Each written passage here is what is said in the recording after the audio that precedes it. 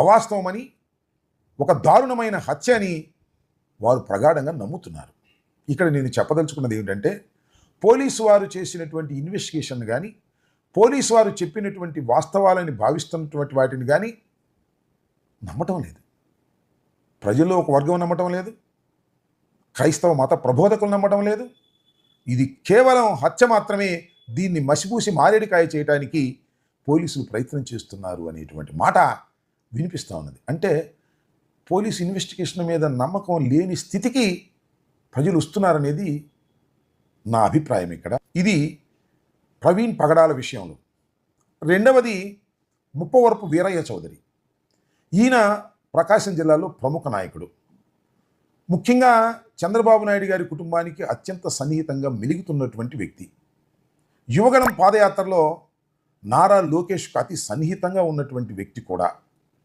అలాంటి వ్యక్తిని పట్టపొగలని చెప్పలేను, కానీ 7:30 అంటే వేసవికాలంలో పట్టపొగలు కింద లెక్క. పట్టపగలు వారి ఇంటి పై మీద ఉన్నటువంటి ఆఫీసులో అతి దారుణంగా చంపేశారు.